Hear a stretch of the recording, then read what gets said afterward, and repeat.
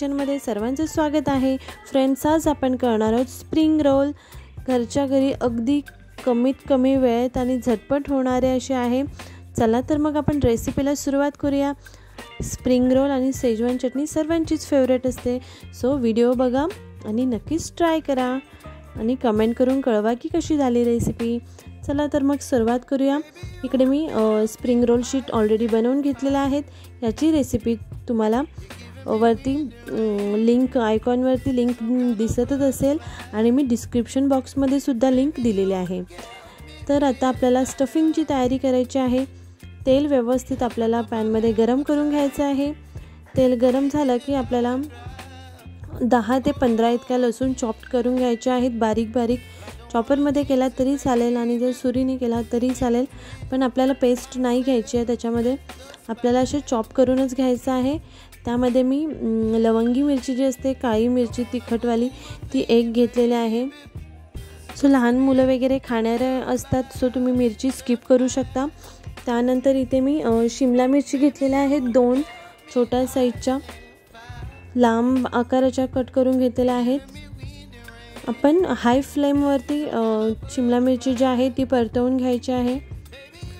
आपल्याला भाज्या फ्राय करताना आपल्याला गॅसचं फ्लेम आहे ते हाय ठेवायचं आहे।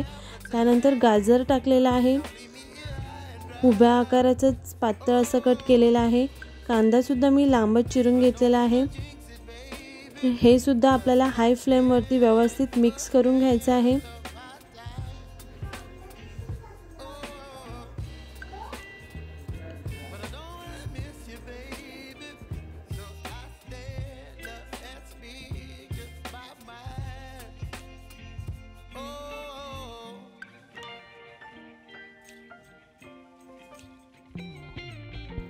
तर मी इथे छोट्या साईजचा अर्धा कोबी लांब आकाराचाच कट करून घेतलेला आहे, तो सुद्धा आपल्याला टाकून घ्यायचा आहे आणि हाय फ्लेमवरतीच सर्व फ्राय करून घ्यायचे आहेत, परतवून घ्यायचे आहेत।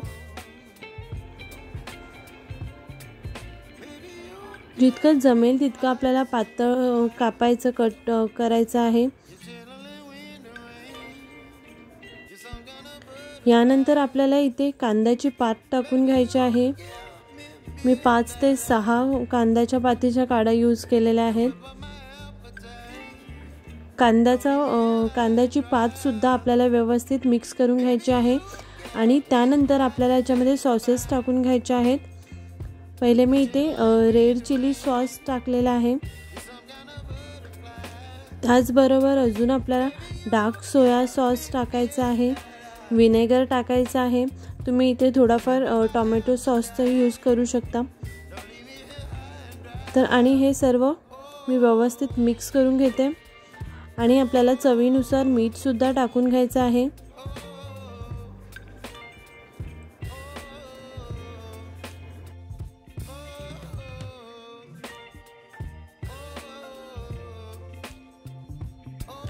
मीठ टाकल्यानंतर आपल्याला व्यवस्थित सर्व मिक्स करून घ्यायचं आहे।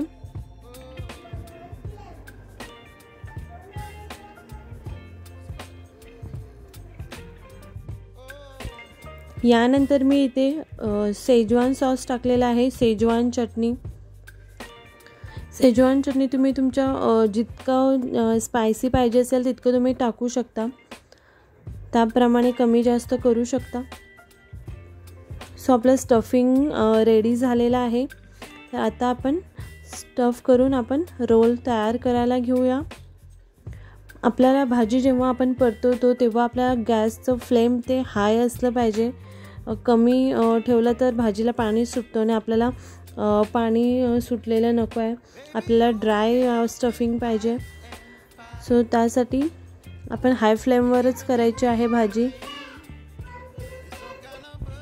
तर आता आपल्याला रोल शीट घ्यायची आहे, त्याच्यावरती स्टफिंग जे आहे ते ठेवायचं आहे आणि ज्याप्रमाणे मी फोल्ड करते त्याप्रमाणेच फोल्ड करून घ्यायचं आहे। तुम्ही पाहू शकता आपलं स्टफिंग जे आहे ते आपल्याला एका साईडलाच घ्यायचं आहे, मध्ये न घेता आपल्याला एका साईडलाच करून घ्यायचं आहे।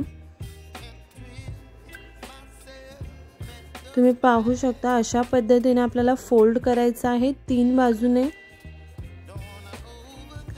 इथे आपल्याला मैदा आणि पाणी टाकून थोडंसं पेस्ट बनवायचं आहे आणि ती पेस्ट आपल्याला शीटवरती थोडंसं स्प्रेड करून घ्यायचं आहे, जेणेकरून आपली जी शीट आहे ती सुटणार नाही, व्यवस्थित चिपकून बसेल। तर तुम्ही पाहू शकता अशाच पद्धतीने आपल्याला करून घ्यायचं आहे। आणि जी बाजू आपण चिपकवलेली आहे, जिथे आपण पेस्ट लावलेली आहे, ती बाजू आपल्याला प्लेटच्या खालच्या साईडला ठेवायची आहे। तर अशाच पद्धतीने आपण बाकीचे रोल सुद्धा तयार करून घेऊया।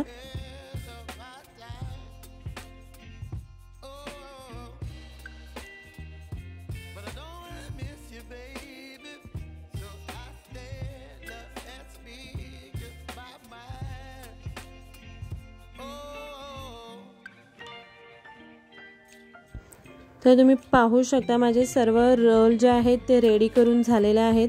आता मी एका साईडला कढई ठेवलेली आहे तेल गरम होण्यासाठी। तेल सुद्धा गरम झालेलं आहे। आता आपल्याला फ्राय करून घ्यायचे आहेत। जर तुम्ही पटकन खाणार नसाल तर सिंगल फ्राय करू शकता, म्हणजे तेलात टाकून थोडंफार फ्राय करून काढून जेव्हा आपण खातो तेव्हा पुन्हा अजून एकदा डबल फ्राय करू शकता। पण जर आताच खाणार असाल तर आपल्याला छानपैकी कुरकुरीत होईपर्यंत आपल्याला रोल फ्राय करून घ्यायचा आहे। सो मला आताच खायचं होतं, त्यासाठी मी कुरकुरीत असं एकदाच फ्राय केलेलं आहे, डबल फ्राय करायला नाही ठेवलेत। सो अशाच पद्धतीने आपण बाकीचे सर्व रोलसुद्धा आपण फ्राय करून घेऊया।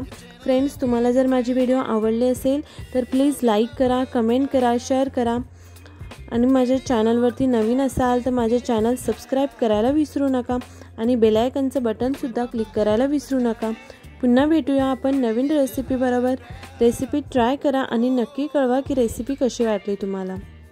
Bye bye, thank you.